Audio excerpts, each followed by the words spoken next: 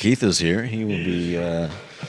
Keith is in the studio. He will be coming on air soon. Judah's running the show.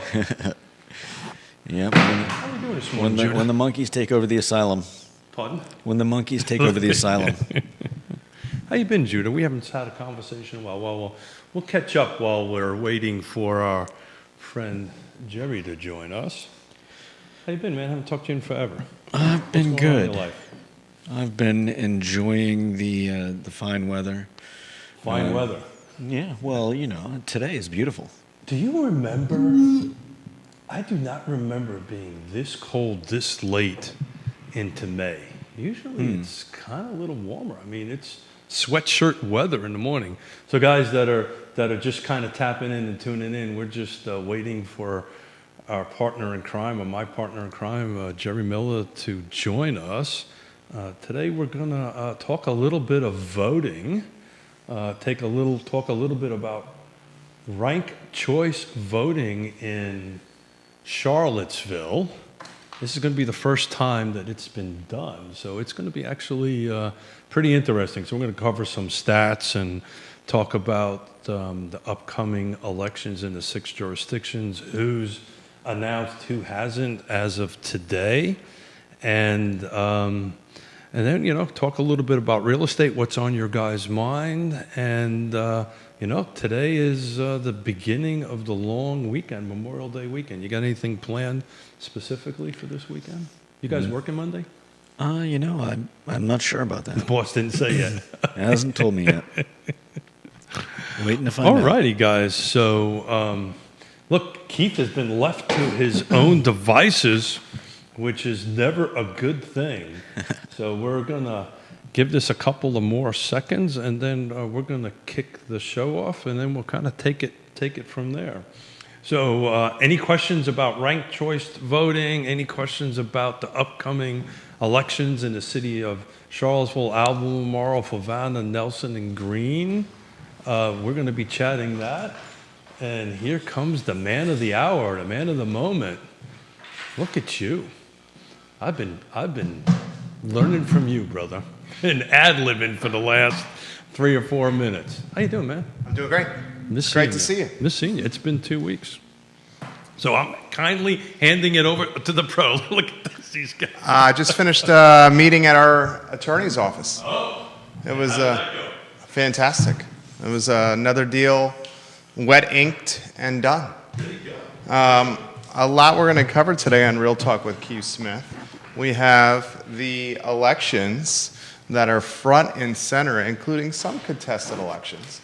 We're also going to spotlight Supervisor Ned Galloway, I'm going to kick it off with that. Unfortunately suffered a total loss of his family house. And we're going to spotlight the GoFundMe, Judah. If you have that link, we can drop in the comment section for people to support. Ned Galloway, one of the really good men in the business. Judah Wickower and Keith Smith. You're a pro. Thank you. I've been doing this for a long time, since Well, I my enjoy third year of college, so that would be 23 years of doing this. Well, I'm on year 7. And You're on year 7. You're a pro, too. I don't know. I was stretching it a little bit there on the intro. I do so much better when I'm looking at your face. Oh, thank you. Bouncing back and forth. Thank you. Judah Wickower, how are we looking over there? Good. Ready to rock and roll? And he's got a sweater on. Yeah. He always Everything's has a live. sweater on. Let's get it live when you're ready there, J-Dubs. Ooh, we got a newspaper and a TV station on watching us right now. Like and share, guys. Like and share. Quiet on the set. Cheers. Salute. It's been a crazy week, isn't it? It's been good. Oh, And sorry. I'm It's supposed been to an shut- absolutely the great time week. when I'm not supposed to shut up. It's been an absolutely great week. And he's going to count me in right now.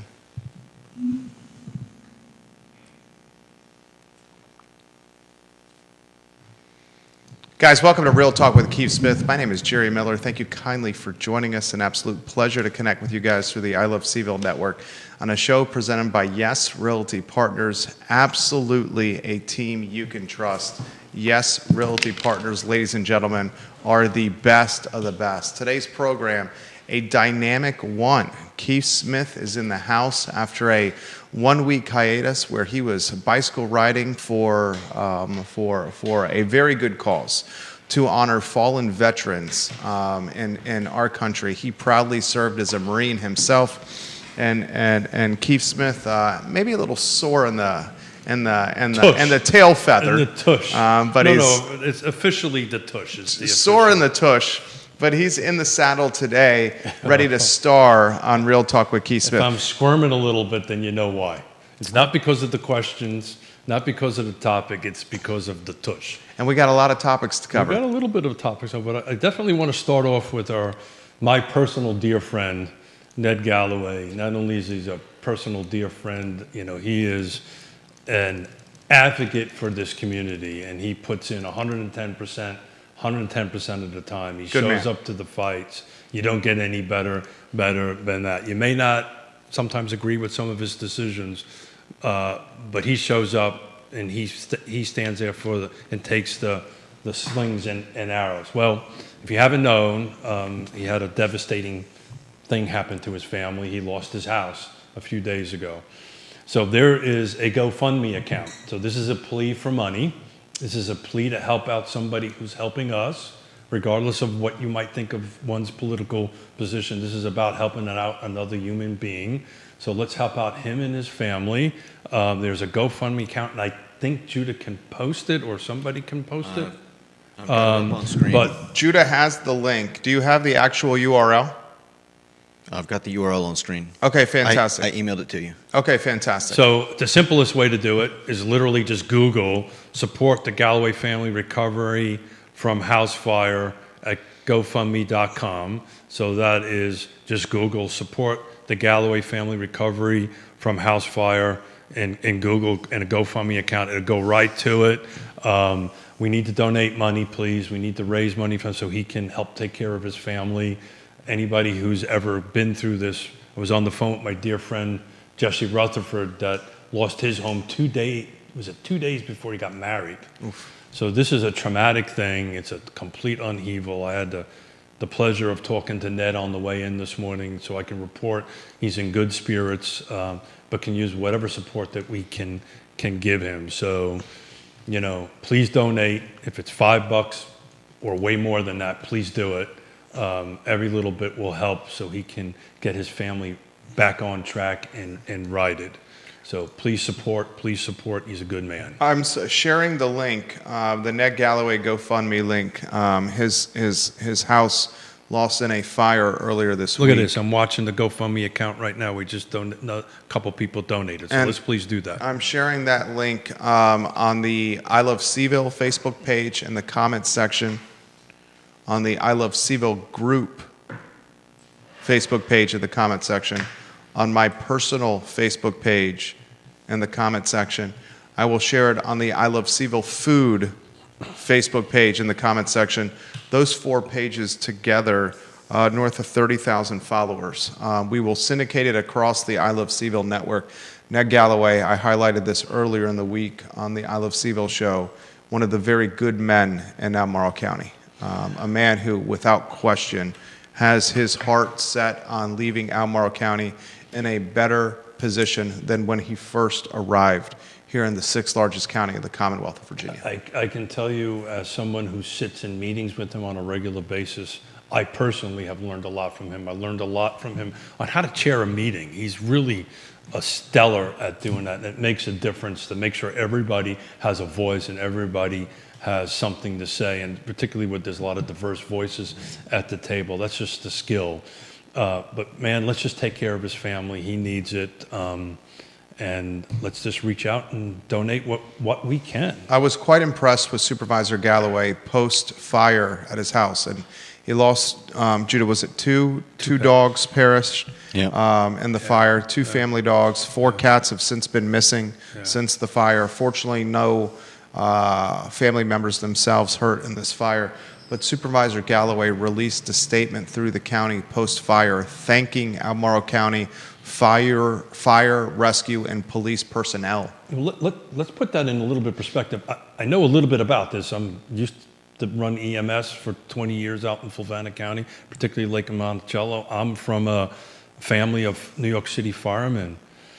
Hats have to go off to the Albemarle County Fire Department and their teams, because there was a strong risk there of that spreading to other homes, and they were able to control that. I think by the time they got on scene, 2 other homes damaged. But Yeah, they didn't lose them. That's right? correct. And that's the biggest fear in these type of situations, where they start jumping from house to house to house, and it can get ugly real fast. Not that it was tragic that he lost his home, but I do want to give a bit of shout out to the fire department and the fire services, because at least they were able to contain it from other homes being lost and other families ending up in the same situation and other possible loss of life. So, you see a fireman out there or a cop out there, do me yourself a favor, thank them. Absolutely. And this is coming from a man whose family is very much fire and rescue.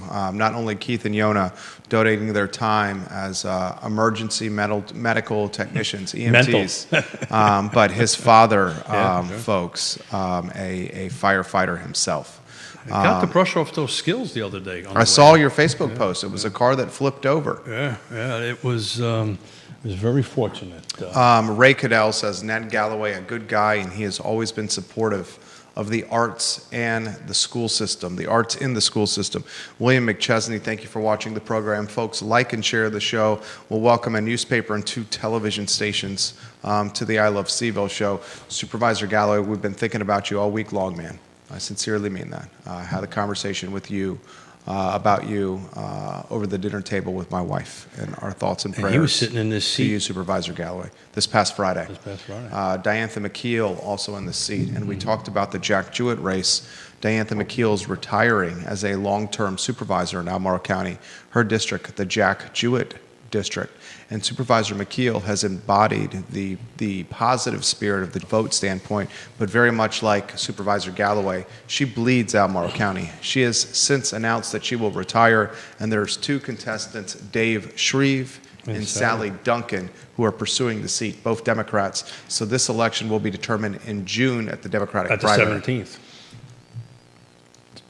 Democratic primary 17th, which kind of bleeds into a couple of the stuff that I posted today. So where do you want to kick off? Do you want to I think we should start with the Jack Jewett district. Yeah, sure. So good morning, Yona Smith. So Albemarle County I did a post out there so everybody can go take a look at it. I did an update as of this morning of who's running, who's contested, because we've had this conversation on the show a couple of times. That, there's a couple of seats out there that people haven't announced yet, and they have until the 17th to do that, right? And I know we'll talk about Nelson County, because there's a couple of, at least 3 independents that I think are going to announce based on the sources of the conversation. But in Albemarle County, we were talking about Diantha is not running again, and you have the 2 candidates, which is Sally Duncan and Dave Shreve. Shreve, thank you. So that primary is on the 17th, and to your point, once that's over, then that district's going to be done, because there's nobody else running against it. The Samuel Miller district is interesting. It has a Republican and a Democrat running on that, so that is going to be a true contested race. You've been talking about that for a while. It's Fred Missel and Scott Smith, no relation, by the way. Excuse me for a second, I'm losing my hearing aid here. Fred Missel and Scott Smith. Scott Smith, the Republican. Fred Missel works for the University of Virginia. He actually works for the foundation. Yeah, for the UVA Foundation. Scott Smith, a small business owner, relatively new to the area, embodying the Republican Party with his race, running as an R, not as an independent, but running as an R in the Samuel Miller district. Interestingly, I learned this from Diantha McKeel. The largest of the 6 districts in Albemarle County is the Samuel Miller district. Yeah. The least populated of the 6 districts in Albemarle County is the Samuel Miller district. The wealthiest of the 6 districts in Albemarle County is the Samuel Miller district. And there's some conversation going on right now, viewers and listeners, that do you have the district map that you can put on screen of Albemarle County? I If you could put that on screen, give me a thumbs up so I can let the viewers and listeners know to look. There's some chitter chatter going on right now that the Samuel Miller District may actually have to expand some more. Look at the screen now. The I Love CVille network, guys, is on point. Judah Wickower running a fantastic show. You're not getting this from any other news source, ladies and gentlemen. He's wearing a nice sweater. The Samuel Miller District, look at the screen. There's some talk that this district may need to expand because the districts there cut to be even with population. And right now, the Samuel Miller District, because of its wealth, because the homeowners have large lots in the Samuel Miller District, it does not have the population to match the other 5. So Diantha made the point, do we really want this district, which is what? You'd say about a third of Albemarle County is the Samuel Miller District, expanding even more in size when it's the wealthiest. It's the purple one. Look at the screen, folks. So it's expanding in geographic size or individual size? So I don't understand that question. Yeah, so are we trying to expand the voter pool in that district? So there's 6 districts, and you want the same amount of population in all 6. 100%. And right now, the Samuel Miller District is lacking in population compared to the other 5. So they're talking about taking a piece of the other 5 So that's to make the redistricting. population even. So that's redistricting, and redistricting, it goes through on a periodic basis, and I can't recall how many years that they do that, but they get an opportunity every couple of few years to relook at that and redistrict it. And that is something to always take a close look at, right? Because then you kind of see it. Now, I have some personal experience with that in Fluvanna County, because when they redistricted in 2000, I actually got cut out of Lake Monticello, even though I live in Lake Monticello, which would be the Ravenna district, and got put into my dear friend Chris Fairchild's Cunningham district. So I used to have to go all the way over to Scottsville, or Antioch Glen to be exact, to go ahead, Antioch, to go ahead and vote. Good news is, over by the Food Lion, there is now a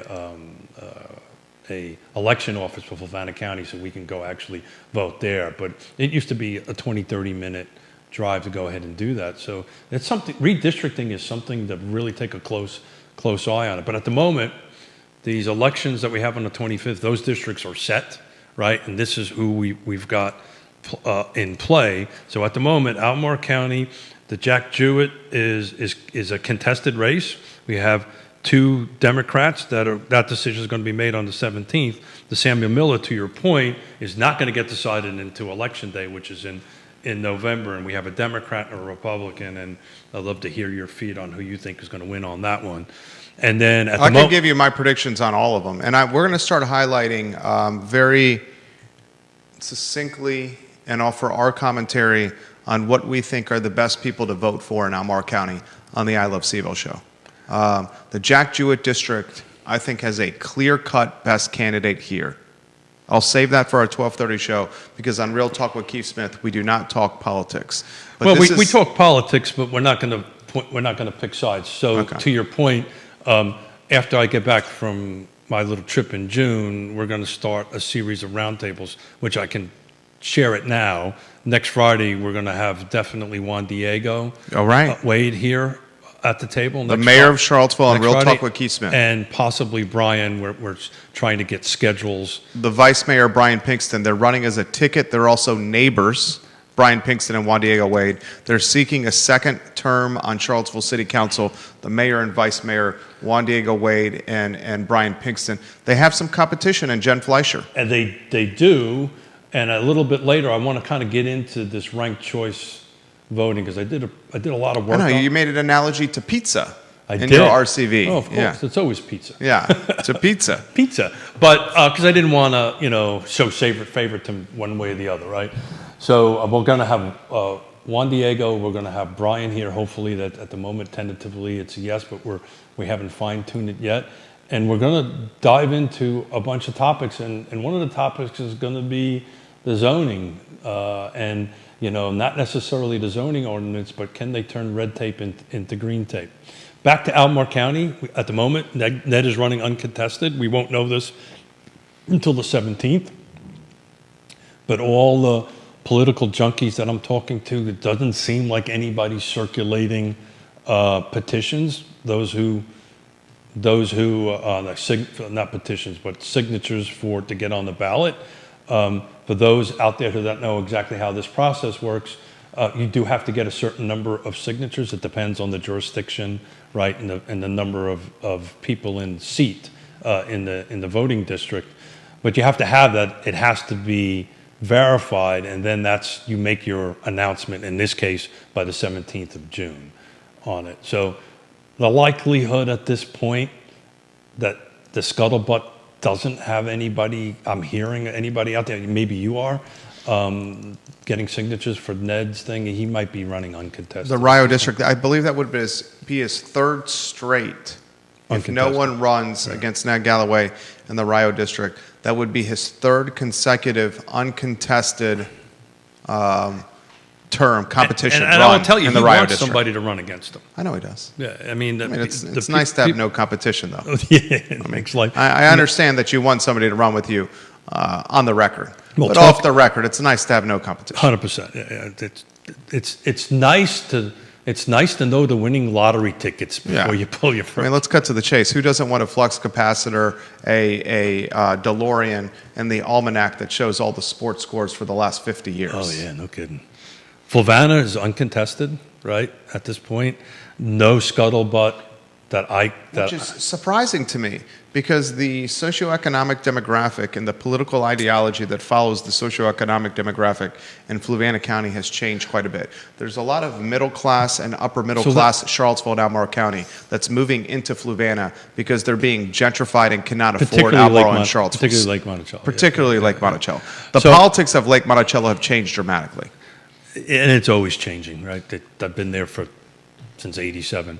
I think, so right now, Mike Sheridan, which is the Columbia, is running unopposed. One-time Fluvanna County baseball coach. Chris Fairchild is running unopposed. Friend of the program. And then Tony, at the moment, is running unopposed. I think Friend of the program. I think Tony is, his district, if there's anybody that's going to slide into last minute, it's probably going to be that district. Tony O'Brien embraces the Democrat Party. A Democrat through and through. He does. Chris Fairchild, definitely an R. A very strongly embracing Republican. Strong R. Mike Sheridan, strong R. Tony O'Brien, a Democrat, which is odd for Fluvanna. Yeah, but I would say that Mike and Tony more lean towards the middle and the independent end of it, and so does also Chris. Even though he and I don't see eye to eye on housing, which is fine. Chris and I hope you're watching the program. We see eye to eye on housing, Chris Fairchild. Someone tag Chris Fairchild, Tony O'Brien, and Mad Dog Mike Sheridan. So I think Chris is more in the middle on a lot of things. So in any event, Greene County, we're going to move to that. I've got 2 seats up. They're running uncontested as the moment. It's Doria. She's running again. She's an incumbent, and Steve Catalano was appointed in 23, and he's running for a full term. So as the information I've got from on the ground and what you can dig up in the Virginia voting online doesn't have that. Nelson County is the one that's going to be a little weird. Not weird, but I think you're going to see I got some inside baseball on that, Jesse Rutherford. Love Jesse Rutherford. Had a conversation about Jesse Rutherford with a Nelson County businessman in the real estate space over Bodo's Bagels on Wednesday morning. So in the North District, Harvey's not running, but there are 2 independents that are circulating for signatures that hopefully will make that date. So there's a potential somewhere around the 17th or there before it, we're going to find 2. That is going to turn into a contested case. At the moment, Jesse's running unopposed, which he likes, by the way. And in the Central, which is Ernie Reed's thing, he's rerunning, and there's 1 independent supposedly out there circulating things. So you could see Nelson County go from no contested to potentially 2 of the districts contested for sure, and then 1 that isn't. Louisa County, just to talk a little bit about that, you got the Cuckoo district. There's 3 up: Cuckoo, Jackson, and Louise. In the Cuckoo district, there is McCotter is running, but at the moment is uncontested. No scuttlebutt on that. In the Jackson district, Williams is running, no scuttlebutt on that. And then Eric Purcell, is not running. And at the moment, there are 3 candidates running for that. 1 Republican and 2 independents. You've got a Cosley, a Jones, and a Woodward running. So in the Louisa district, that's what you want to keep an eye on. There are going to be 3 folks running, and that won't be decided until November. So, we're going to keep a close eye on it. As I was mentioning earlier, once I get back from vacation, we're going to be already started inviting it. We're going to have roundtables in, obviously talk about housing, get the candidates here on front of the camera and the microphones and chat housing. Next Friday, Juan Diego Wade, the mayor of Charlottesville, on Real Talk And with possibly Keith Smith. Brian, but we'll see how. Possibly the vice mayor, Brian Pinkston. A lot of notable viewers and listeners watching the program, and questions and comments coming in very quickly. First, I want to highlight front of the program, Mustache Dan Pettit, who's watching the show. One of the most fundamentally sound forehands you will see on a tennis court from Dan Pettit. Love Dan Pettit. James Watson, hello. Thank you for watching the program. Real estate broker, a talented one, Gary Palmer, hello. Supervisor Michael Pruitt, hello, and thank you for watching the program. Mike Plecker, thank you for watching the program. Dave Warwick, Lloyd Snook, thank you for watching the program. Viewers and listeners of an elected capacity, a nonprofit capacity, a small business capacity, and taxpayers across Central Virginia watching Real Talk with Keith Smith. Kevin Yancey from Waynesboro says, at the local level, political parties should not be in play.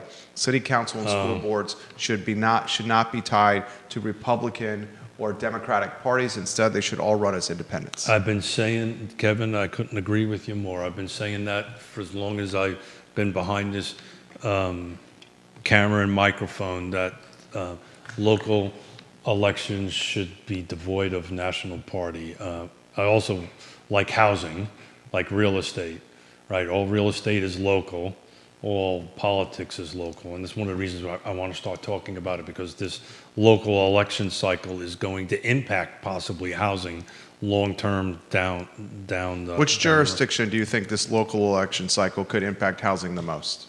For me, it's very clear-cut. I'm curious of your answer to this. Well, so I'm going to think about where the housing market is going at the moment. So the green would be not necessarily number 1, but the green would be something I'm keeping a close eye on. I think Greene County is at housing capacity. I understand there's new units coming on market, but the appetite for new development after the approved units finish through the pipeline is zilch, zero, nada. Talking about what elections in districts that could impact housing, positive and negative, right? Allow more, don't allow more, or whatever. It's definitely in Greene County because that's where the market's going. It's definitely in Fluvanna County, but we know pretty much how that path is. Fluvanna County's done with housing. Is going to go. Would you agree Fluvanna County's done with housing? Well, done is a big word. Where's the development going to happen in Fluvanna? I would say Fluvanna County is done probably for a couple election cycles. Which is a long time. Which is a long time. That means any new housing coming in Fluvanna County, my oldest son will be out of college. Well, I can tell you this much. And he's 7 years old, folks. That's a long time. Yeah, he may be 7, but that dude's like 17. That's a generation right there. Where's the new housing going to come in Central Virginia? So for me, it's very clear cut where it could come. Where could it come or where it's going to go? Where it could come. Okay, got it. So back on Fluvanna County, I could just tell you because I'm in the rooms. Developers are just not looking at it. Yeah, right. So developers are not looking at it. I mean, you got Chris Fairchild on Real Talk with Keith Smith saying, "I don't want housing." Yeah, it's just.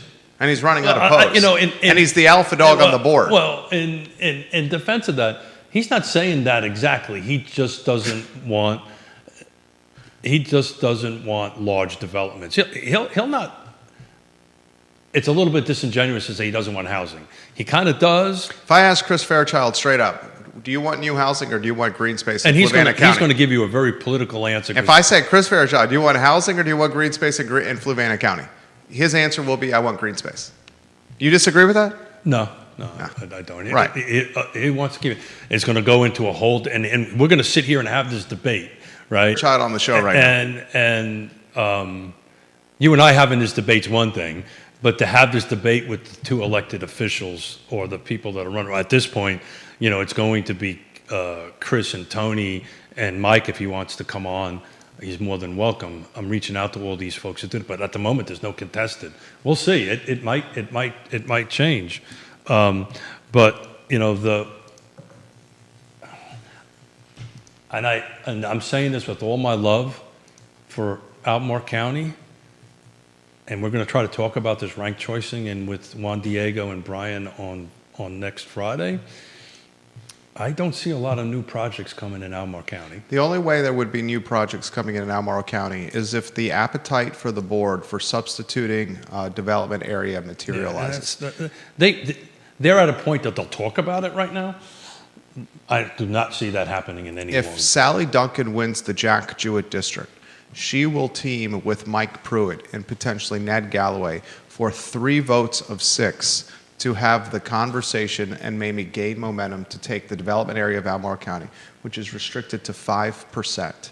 And the chatter right now is a portion of that 5% will be portion that's outside the development area to give potentially better topography and better development upside for Albemarle County. A good example of that is my old neighborhood, the Glenmore neighborhood.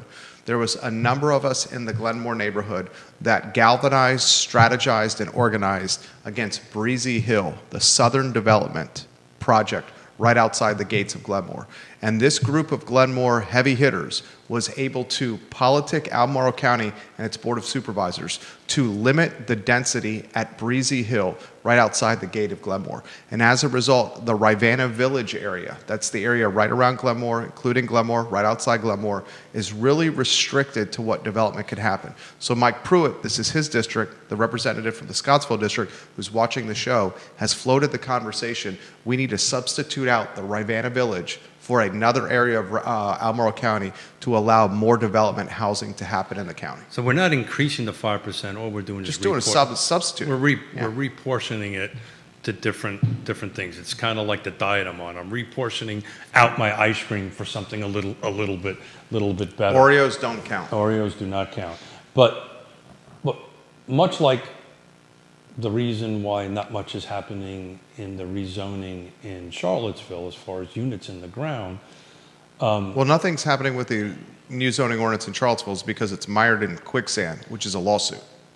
No, Definitely. That is incorrect. It is mired, sir, in the red tape into green tape, which is also the problem that you have. There's an active lawsuit against the new zoning ordinance. Yeah, what developer would pursue a new zoning ordinance if the new zoning ordinance could change? Okay. Want me to push back? Please do. So the answer is yes, and I know many that are doing it, to include the land trust. The ordinance and the lawsuit is not really on the mind of the people that are looking to try to do these developments. What's really on their minds is the second half of it, which is the site plan portion and the red tape into green tape. That's the real problem, because that path is going to take the path it's going to take on it. But at the moment, because the way that the ordinance and the way the laws in the state of Virginia are set up, and particularly in this case, or all the jurisdictions, if I get a submittal in there and I get it accepted, right, and they change the rules or the lawsuit changes the rules, that's the ones I get to use because at the given moment, that was on the books. So most people that I know, and I know most of them that are doing this, are not really too concerned about the lawsuit. Nobody ever talks about the lawsuit. You got Neil Williamson who's disagreeing with you.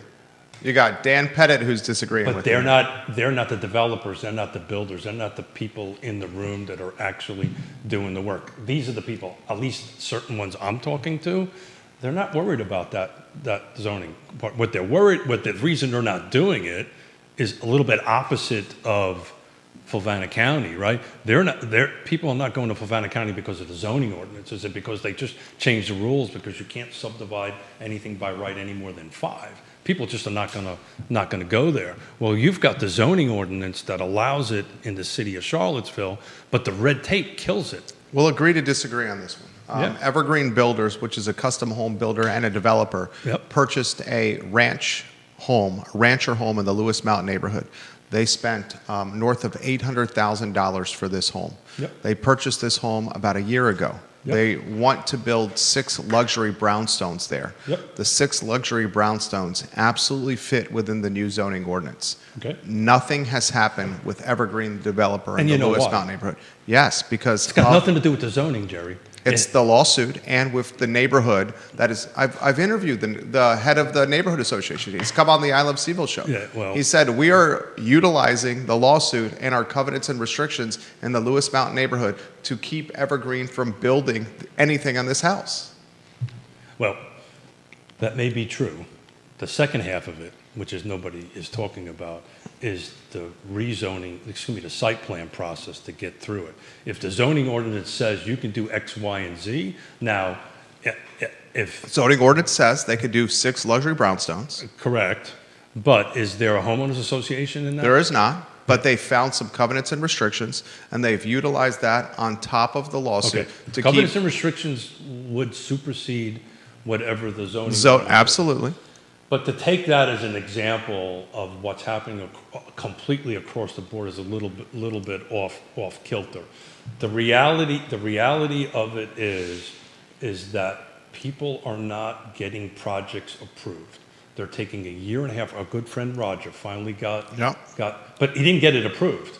All he did was do a workaround and do a by right sublot subdivision. It actually did not implement the zoning ordinance the way it wanted it. They ended up doing a workaround, which pure genius on their part. Pure genius and quite expensive. And it shouldn't have to be done. Quite expensive. And that's the problem. And that's what we're going to talk to Juan Diego and Brian about on next Friday is if you really want housing affordability, if you really want to implement this rezoning ordinance, and if you really think you want to put units in the ground, it's not the zoning ordinance. Yes, it needs to be tweaked. Yes, there's a lawsuit going out there. Get all that.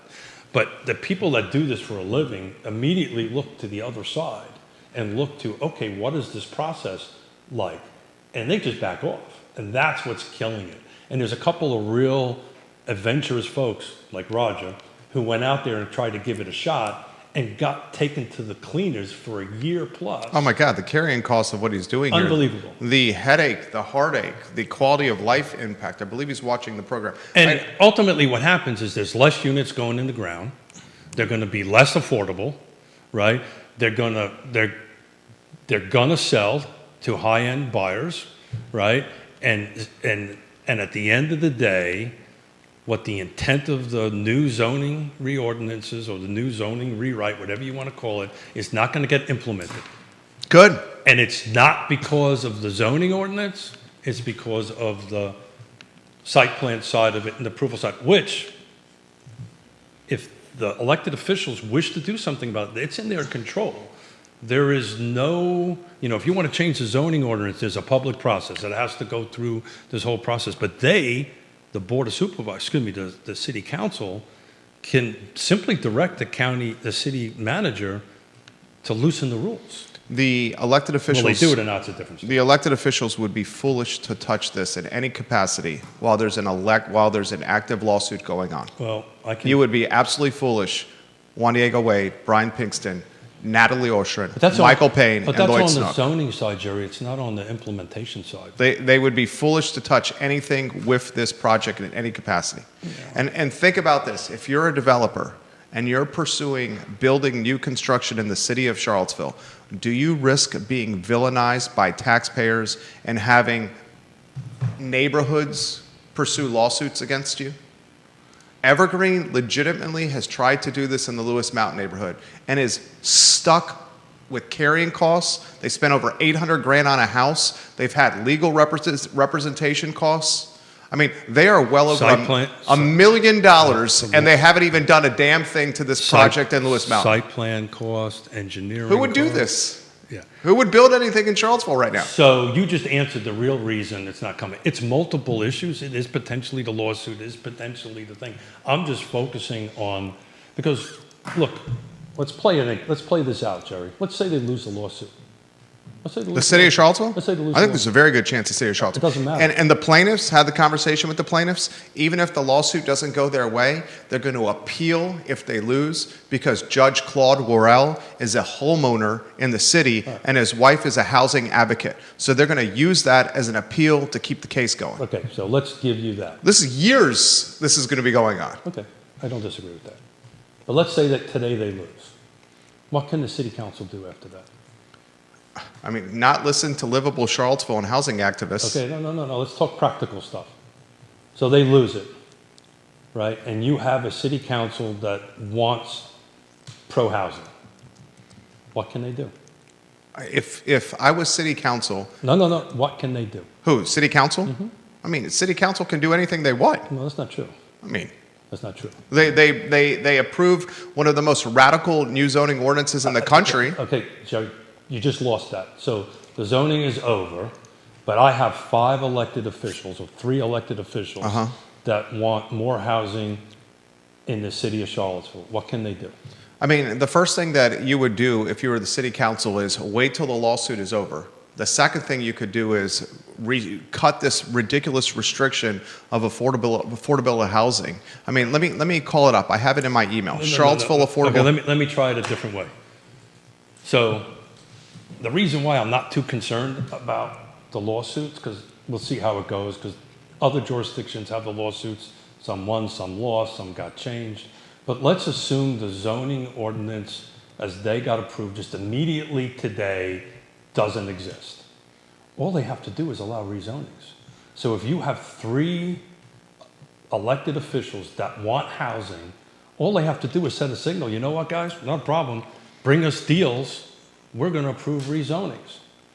Will they do that or not? It's a different story, right? Will they politically do that or not? But as far as a process is concerned, that's all they got to do. You only got to have 3 votes to say it. So today, magically today, the new zoning rewrite is gone. The new zoning ordinance has this affordable housing requirement. 10% of units on a development project that is greater than 9 units. Yeah. 60% of those units have to be tied, or excuse me, 10% of the units on a project that's greater than 10 have to have AMI of 60% for 99 years.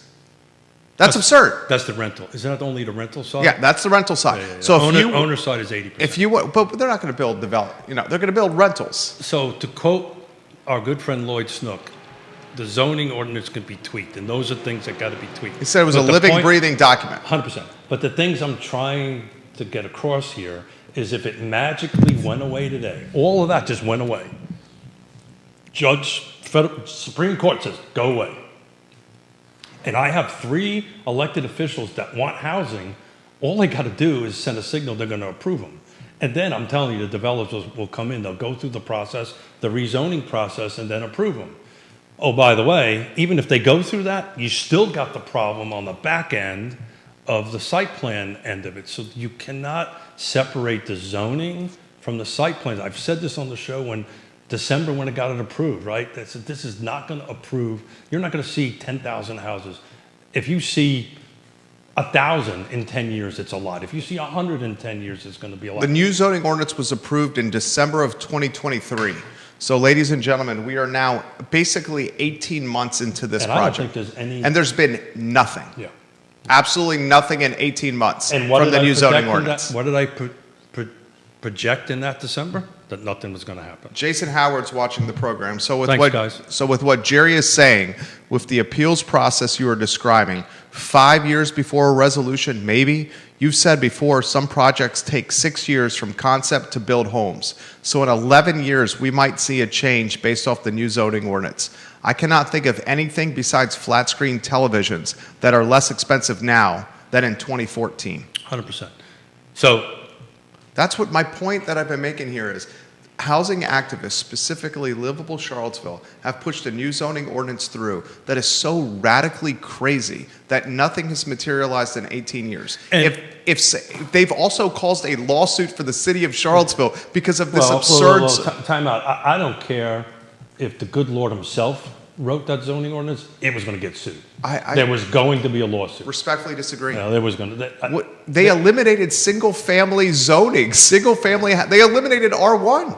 Did they not? So They eliminated R1 zoning. So you're trying to rehash a battle that's already over.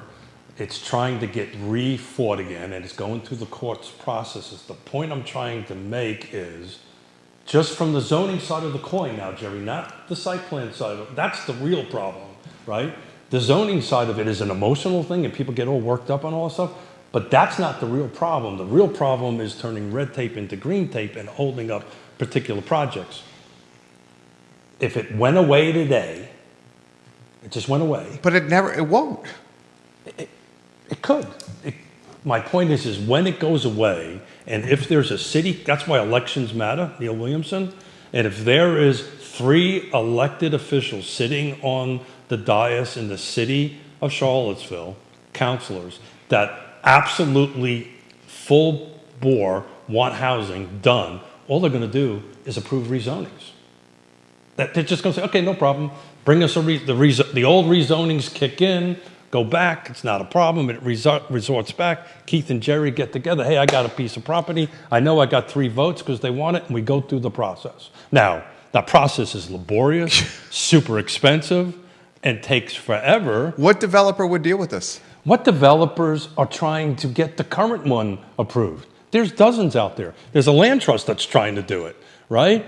So Land trust, I would say, is an anomaly. that's not true. I know a half a dozen people, small to medium-sized developers, that are trying to figure out a way. And the reason I know this is we're putting a team together to talk to the city NDS and the city thing, which includes for-profit and non-profits, to say, hey guys, while you guys are fighting this thing out in the courts, if you really want housing, then you need to work on this end of it. If you don't want housing, that's cool. It's not a problem. I'll take my toys and my Tinker toys and my dollars and I'll go someplace else, right? My point I'm trying to make is if it goes away.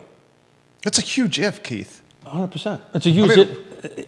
I got that, but I don't want people to think that it's much like the project in Greene County in Standardsville. They thought it got rejected in a rezoning. Yeah, and it just came back in another form without the proffer. And no money to the county. Yeah, without the proffer. 100%. Yeah. And there's going to be 500 But that's Stanley Martin.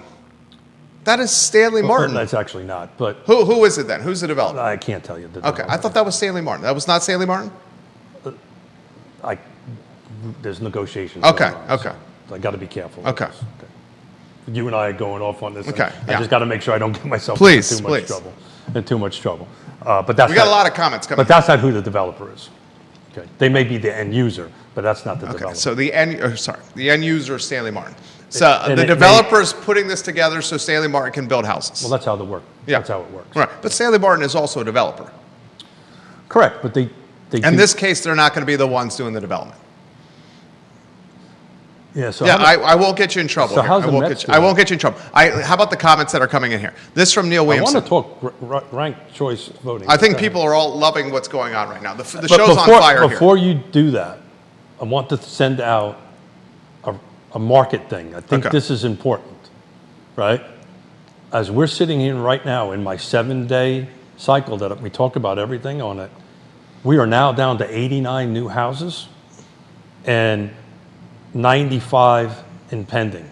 So all this is now starting to reverse. Remember, for weeks and weeks and weeks, we were in 120, 130. You're talking inventory. I'm talking- thank you. Available inventory to purchase. Available inventory. And I think it's Yeah. important to tie into what we've been talking about here is we've just now substantially went below 100 new units a week, and we are towards the tail end of May. I'm going to get to Neil Williamson's comments here in a matter of moments. Yeah, go I ahead, think go the ahead. appetite for new housing in Albemarle County and the city of Charlottesville, the politics, the appetite for new housing in the city of Charlottesville and Albemarle County is shifting.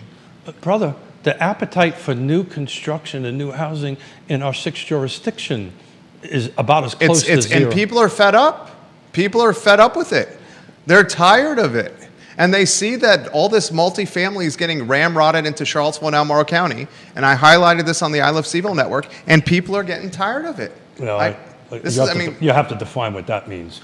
But I can tell you. Tired of the density, tired of the traffic, Tired of the prioritization of rooftops when kids are learning in trailers in schools. Tired of going from Crozet, Virginia to their job in the city of Charlottesville and having to wait 50 minutes in traffic to go from Crozet to the UVA hospital. So let's take Neil's thing, and I'm going to ask you what's your solution.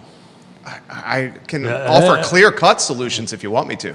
I'm very clear with Let's get solutions. Neil's comments. Neil's comment has a point of clarity for me. While the new zoning ordinance was approved by council in December of 2023, which is what I said, he said it went first into effect in February of 2024. So while I said it was 18 months, in reality what's June, February, it's 15 months. So it's not the 18 months I said, it's 15 months. And Neil, correct me, it's even more than that, because the actual path, the site plan portion of that, wasn't put out until I believe August, right, of that year. So technically, you couldn't submit anything until that end of it is. So you had the approval, it went in effect, the zoning went in effect in February, but the actual, remember we were talking about this, waiting for this to happen, didn't happen until August of that year. So until August of that year, you couldn't do this. But what happened is the people that are in the space, after the decision in December, started working on projects that they had in the pre-submittal process, which takes months and lots of dollars spent in the engineering. Neil also says this: the new zoning ordinance does not eliminate single-family housing. It allows multi-family housing and more zoning designations. It basically, for a layman's perspective, I'll say this: frees up zoning, has less rules and regulations with zoning, allows people to build various kinds of houses, various kinds of housing in neighborhoods that were otherwise single-family detached homes. But Jerry, it doesn't. Absolutely. It doesn't, because on your left side, that's this hand, you can say, oh, we can do all this stuff on zoning. This is all really great. And then on the right hand, they put out this document in August and go, oh, by the way, you can't go over 3 units, because if you go over 3 units, it's a major site plan, which is ridiculously expensive, ridiculously problematic, ridiculously to get through. So they can say, hey, you can do all this great stuff over here, which is aspirational, and then they stick out this document in August and go, oh, by the way, you know, if you're over X thousand of square feet, you got to do a full ENS pressure. If you're over 3, it's a major site plan. And then everybody went, this is ridiculous. It's too expensive to go ahead and do it. You could never get to the numbers. You will never get to the numbers in the aspirational side, which is the zoning side, because the site plan side just cut you off at the knees. We can make a legitimate argument, viewers and listeners, that this new zoning ordinance has done more to harm new housing in the city of Charlottesville than the old zoning ordinance. Yeah, slowed it down. The old zoning ordinance that was in place was more positive for new housing than this new zoning ordinance. And this is why you don't listen to activist city council. So the reason, let's forget about the what it is right now. You are right. Absolutely, I'm right. Let's forget about the what. The reason it all happened is what they were trying, with the whole intent here when they do the rezoning is to make this more of a by right process, which would to make the process smoother and shorter. It's done anything but that. It's on the aspiration. It's convoluted everything. 100%. On the aspirational side, on the zoning side, it's confusing and convoluted, but that can be tweaked pretty easily. The site plan side, and I don't know if I can just do a justice of explaining how. Oh, you've done a good job. How expensive. Problematic. That is, it becomes a full stop. What'll happen? But they're not going to touch the site plan while this lawsuit is active. So let me tell you how this works, right? Because I'm got clients right now that we're looking at it, and they're looking at trying to do something in Charlottesville. And I said, let's not look at the zoning ordinance. Let's take a look at the site plan side. Let's take a look at the rules. Can you build what you want to build within these 4 corners? And everybody's going, no way. There's no way I can do that. Doesn't matter what's on the zoning side. They look at that and they go, there's no way I can do it. It's too expensive. I'm not going to be able to do it. Forget about having to meet the affordable housing criteria. That doesn't even come up. They look at it, and as soon as you find out that they have anything over 3 units is a major site plan instead of a minor site plan, they go, bye-bye. So how does Greene County look? How does Nelson County look? we start looking at other But jurisdictions. there's no development happening in Nelson County. I think you're going to start seeing it out there. I think I'm going to call it right now. You're going to start seeing stuff. This is going to be really weird, but you're going to see stuff south of Livingston. You know why? They got water out there. Do they have fiber internet? Oh yeah, Nelson County does. Yeah, absolutely. Across the entire county? Absolutely. Across the entire county? Jesse Rutherford. Jesse Rutherford will take personal claim of that. Yeah. You got Building water. development south of Livingston and having people commute an hour to Charlottesville? They're going to end up going to, is it Roanoke? Is it Roanoke the one that's closest? Lynchburg? Lynchburg. I think Lynchburg, yeah. It's 45 minutes from Lynchburg, 45 minutes. I'm telling you, brother, I have people in the space asking me to look for land out there. So the money people are starting to look out that way, right? So, this election is going to be important in Nelson County, which right now we got a couple of contested seats that haven't hit the wires yet. South of Livingston for new development. Yeah, I mean, literally from the town. Is that even the Carr? Is that Carr? Yeah. That's not another? Yeah, that could be bleed over area. It could very well be. I think you're bleeding over between the two of them on that end of it. But so the people that are in the space are trying to look, frankly, where the path of You got a boatload of realtors watching the program right now. Yeah. You got a boatload of electeds watching the program right now. Well, I'm honored, and at one point maybe I do know what I'm talking about. But we'll I think you do know what you're talking about. We disagree, though. We disagree, cool. And that's why I like doing this. We absolutely disagree on this. Yeah, that's okay. Yeah. I come from a very different. Well, you're a realtor. You want housing. Oh, even if I wasn't, I'd still believe in. Yeah. In I'm a parent. I want kids to not learn in trailers. My problem, and we have, so nationwide, and I haven't done the math for here, but nationwide, people that make $75,000 more only can afford 20 to 25%, I can't remember the exact number, of the current listings out there. I haven't done the math on what 125,000, which is our area median income. My suspicion is that's probably around a $400,000 house is what they can afford, right? The traditional $300,000 or $400,000 houses? No, around 400. Then that's the traditional, right? Your PITI shouldn't be much more than 33% of your income, right? So I'm doing it off the top of my head. So that's probably around $400,000. What's the price of new construction? $225 a foot? $250 a foot?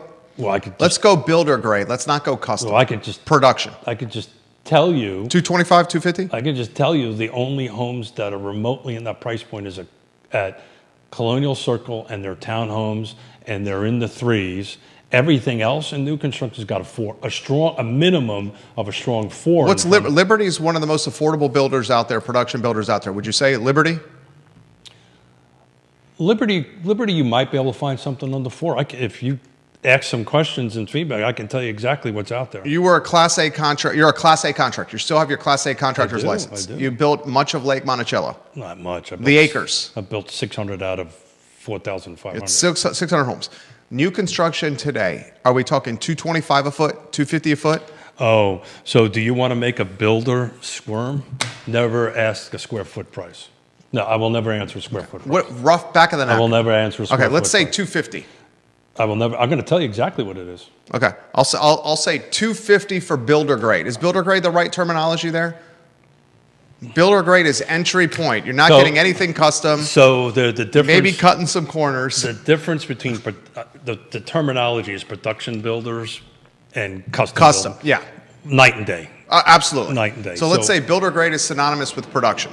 I'm going to use $250 a foot, and $250 I think is probably light. Oh yeah, okay. I think $250 is light. You find me a builder that can build. So do we want to look at detached or attached? Let's go detached. Let's go detached. Yeah. You find me a builder that could build something at $250 a foot, you better ask that builder a lot of questions, ladies and gentlemen. Because that's over-promising and under-delivering waiting to happen at $250 a foot. Mark that down, viewers and listeners. What kind of guarantee is that? That's over-promise and under-delivering. What kind of taillight? What kind of guarantee is that? I hate the word guarantee. Okay. It's called a taillight guarantee. What's the taillight guarantee? I mean, when you see the red taillights of the pickup truck, the guarantee just went away. There you go. There you go. Let's say just for the back of the napkin, it's $275 a foot. To keep it under $400,000 at $275 a foot, you're talking a home, ladies and gentlemen, that's a single-family detached home that is What $275. What jurisdiction do we want to look at? Albemarle County? Yeah, Albemarle County. You're talking about a 1,400 square foot home if you want to keep it under 400K at $275 a foot So I'm for a gonna builder look- grade result. I'm going to look at sold year to date, Albemarle County. The show's on fire right now. Is it really? Yeah. And I got a splitting headache. Why you got a splitting headache? You're killing it. Recovering from You got a lot of brokers watching you right now. recovering from this race last Sunday. Very, very curious to hear Katie Pearl's thoughts, Carly Wagner's thoughts, Ray Cadell's thoughts, Gary Palmer jump in the mix right here. The folks at Long and Foster, at Nest and Real Estate 3 jump in the mix here. So you want Albemarle County, new construction. There was 55 units, 55, this is in Carr, this is in Paragon, right? So there was 55 units closed. So that's single-family detached. In which period? Year to date. Okay. So from January 1 to today on it, there was 55 sold. You want to do average or median? Let's go, I like median. Okay, medium, 4 bedrooms, 3.5 baths, 3,204 square feet. Sale price, the median sales price is $920,419,000. That equates to $308.85 per square foot. 308.85. Yeah, just call it $309 a square. And that's existing, that's not new. This is new construction. Oh, that's new construction. We're looking at new construction. Okay. 309. Unless my hearing aid Okay. changed, I thought that's what New we were construction. doing. Okay. New construction, single-family detached, Albemarle County. Okay. There's 55 units that closed. Median is 4 bedrooms, 3.5 baths, 3,200 square feet. Median sales price is $920,308. If you want to do the average, it's even higher. 4 bedrooms, 3.5 baths, 3,200 square feet. 1.076 million is your median sales price. 321.58 on the square footage. Direct message comes in from a builder locally that we both know. Cool. Jerry, do not use my name.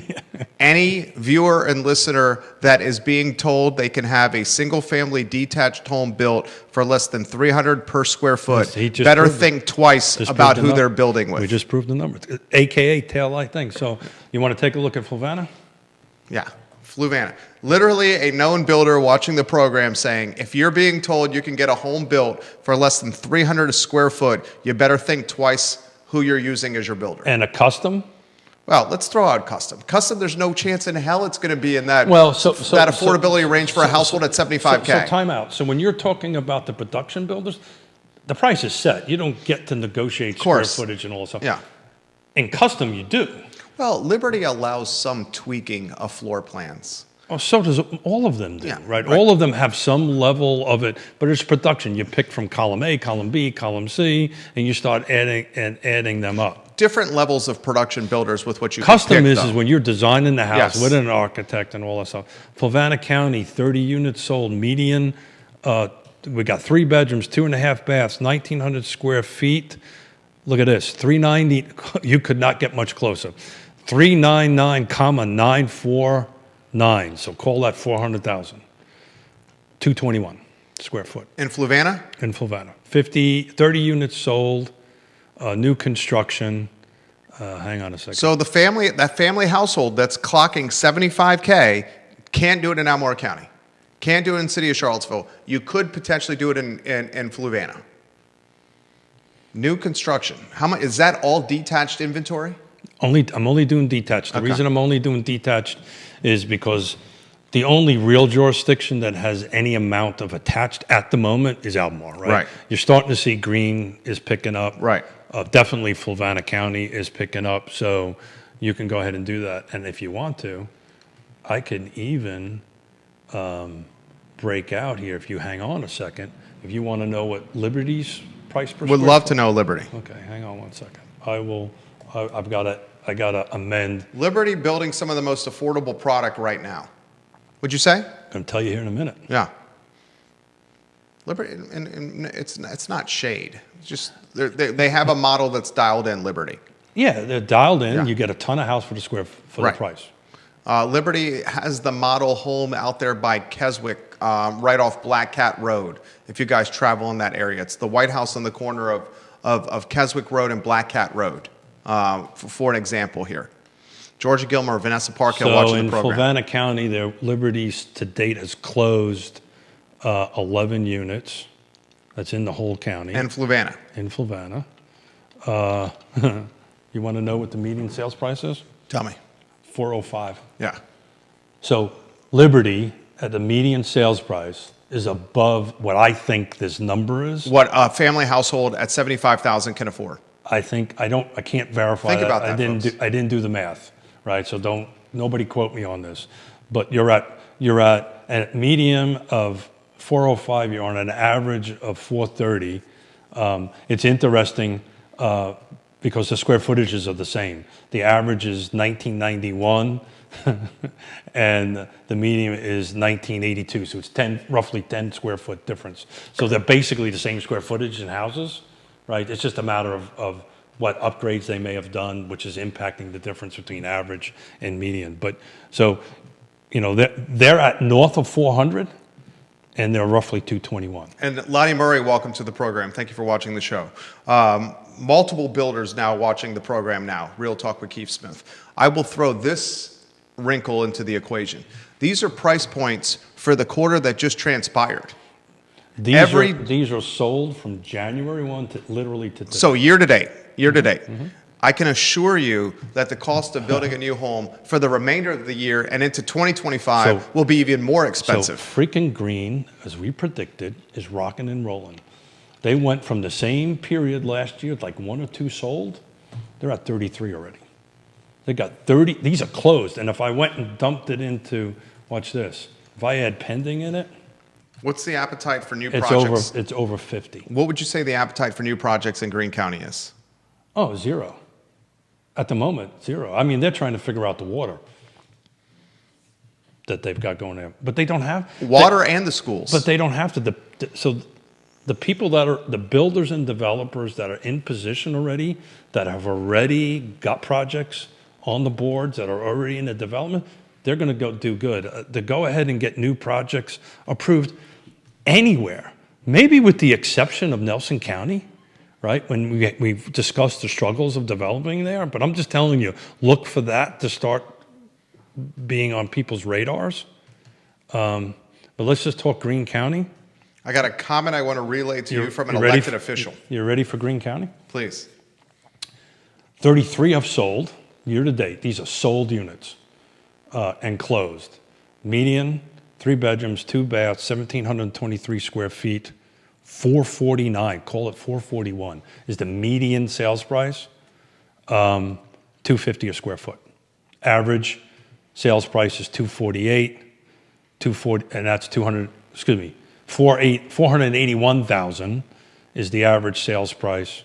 248, but the medians are 440. So we're north of 400 in Greene County, considerably north, almost at the halfway mark on the median sales price. You're looking at 250 square foot. There's 33 that have sold, and if I put in pending, that 33 jumps up to 50. So you have in Greene County between January 1 and today a total of 49, let's be accurate, 49 homes that have either, new construction homes, that have either been built, closed, or in the process of being built that haven't closed yet. That's what the pending is in it. And I'll tell you, if you go ahead and start talking to the builders out there, bet you they got more contracts in the pipeline that just haven't shown up on here yet. So we went in Greene County from 2 or 3 from the same period last year to 50. And I remember there was a couple of discussions with some Greene County Board of Supervisors last year that they were saying we're never going to have much over 30 or 40 units built in Greene County. You're going to see by the end of this year that 49, if we have this conversation December 31, it's probably going to be 250. It'll be definitely 225. I'll bet you it'll be 250. This comment comes in off the record from an elected official. Jerry, this is off the record. Regarding the tax increase, the thing I hear all the time from the public is how many services are lacking and how can Albemarle continue to approve more development when it hasn't adequately served the development it has. A significant part of that money from the tax increase will go to police and fire departments who are short-staffed. This is why it is problematic to talk about expanding the development areas or expanding residential uses in rural areas. Already, it is really hard to get fire trucks out to remote places. The more we sprawl, the more it will cost us to support the increased development. He continues, and I'll throw it to Keith. Basically, off the record from an elected official, folks in Albemarle County, basically the public, we got plenty of time. I know the owner of the network. Basically, the public... I gotta pick up a granddaughter. Basically, the public needs to decide, do you want more services because those aren't free, or do you want less services, lower taxes, and possibly more limitations on growth? Alternatively, we could find ways to expand commercial, industrial, tourism uses, which are way more revenue positive and use that revenue to pay for that services we need. So 2 things on that. Low-hanging fruit. I'm going to give a low-hanging fruit. I'm going to give a personal experience from the accident that I helped this young lady with the other day because I got a bitch with the E911 system from Albemarle County, and maybe the elected officials can make some phone calls. Low-hanging fruit, do what Neil's been pushing. It's not going to produce a lot, but allow at least residential in the industrial commercial spaces. The traffic is there, the infrastructure is there, yada, yada, yada. Transportation, public transportation. Yeah. So that's a low-hanging fruit. We're not Richmond where you're going to have, help me out. Scott's Addition. Scott's Addition, thank you. That all of a sudden going to turn into this huge thing. We just don't have a lot of it, but it's low-hanging fruit. It's moving in the right direction, and it's within the current existing 5%. It's an easy bunt. I would have done it a long time ago. Katie Pearl watching the program. So she has this comment for you. Well, let me get through. Katie, if you can give me a minute. Yeah. Let me get through to support the conversation about EMS in the rural area. So I'm on Route 53, heading in the other day. It's raining, and I'm watching this young person in a car. Is this Fluvanna County? Coming in, going too fast into the S-turns there. I backed off, and she flipped over on the embankment, rolled on the top of a vehicle down the hill. Pulled over 100 feet in front of her, put on my 4-way things. The EMT, the United States Marine Corps, kicked in, called 911. And I know a little bit about this because I used to run EMS for 20 years. When I got a hold of 911, I said, look, I've just crossed the Fluvanna County border thing. Call out Lake Monticello. It's 5 miles away. And they freaking sent people from downtown Charlotte, from Albemarle County. It took them 25 minutes to get there. Could have had people there. And here's when because I didn't notice at the time, when I'm on the phone, all the windows blow out. You know what's spread all over the road? Kids' toys, baby blankets. I couldn't see inside the vehicle, so I'm going, oh, shucks, I might have a real situation here. I need you to send EMS quickly. I got to render aid, because I didn't know what I had at the time. Opened up the door, and thank God it was just a one person. I was able to gain entry into the vehicle and help her out of the vehicle, because I was worried about it catching fire and all this kind of great stuff. But my point is, to whoever that elected official is, that should never happen. If I would have had trapped children, if I would have had somebody in life-threatening thing that I couldn't manage, and I had to wait 20 minutes for people to get, and I had 5 minutes rescue squad away, I ended up getting on the phone and calling the chief of police, the chief of fire department, Richie Constantino at Lake Monticello. I said, man, dispatch units. And they got here long before Albemarle County. So, this thing is more problematic and more complicated than that. But if they want to fix something, that's the low-hanging fruit. Let mutual aid happen, right, between EMS services. Jurisdictions communicating with their rescue personnel much more strategically. I had to take it out of 911's hand. I literally hung up on 911. I said, we're done. And hung up on them, because at the moment I didn't know if I had kids in trouble. And I called Richie. I said, Richie, send units. And he sent units. And if I didn't do that, we would have been waiting for EMS forever. And thank God, nobody was seriously helped. Keith Smith, guys, a hero, and he Not a does hero. not even wear a cape, ladies and gentlemen. Well, I do. Keith Smith, I do, a but- hero. but not- That's only on Halloween. And you have to talk to Yona about that. Oh, okay. That was a little too. That was the first fun we had. The first The whole one. show was fun, dude. It's one of the best shows we've ever done. We're just. I couldn't get to all the comments. I should get to Katie Pearl's Yeah, get comment. to Katie real quick, and then I got it. Literally, I couldn't get to the comments today. The show was on fire today. What did Katie say? She says, there is a ton of inventory coming on the market in Greene County Yep. out of the new Creekside neighborhood. Yep. Builders Ryan Holmes and Stanley Martin Yep. have some incredible price points with awesome amenities, beautiful clubhouse, pool, pickleball courts, playgrounds, walking trails, all that for just $95 a month with their HOA. And they're at 400 clicks and up, 400K and up. And, to how we started this whole conversation about is who can afford them. So anyway. She says that this Creekside will become Greene County's version of Forest Lakes. Oh, yeah. There should be about 1,000 rooftops in Creekside in the next 3-ish years. So, Katie, you've got 2,500 rooftops coming in the next 3 to 5 years. That's the only beginning of it. There is 500. There's at least another 1,500 that I'm aware of that will be coming out of the ground in the next 0 to 24 months. They're going to be pushing 250 a unit a year, and then they're going to cap out, and then it, hit the 10-year mark, and then that'll be it. Neil Williamson says, I was in a public meeting this morning where the Charlottesville building official indicated he was denied a permit reviewer position in fiscal year 2026. Yeah. So that's not helping. So I will tell you, out in Seattle and Portland, because I'm part of what they've done out there, what they've done is the jurisdictions, and this is a big step for the city of Charlottesville, they've allowed third-party reviewers to do it. Oof. And the developers and builders and the nonprofits are more than happy to pay for it. More than happy to pay for it. Right now, It seems like trouble. they do it in the septic side, right? I do know they do it. Yeah. We had the septic Yeah. review at our house. Yeah. So it's okay with how you put waste into our ground. It's probably okay to go ahead and do that.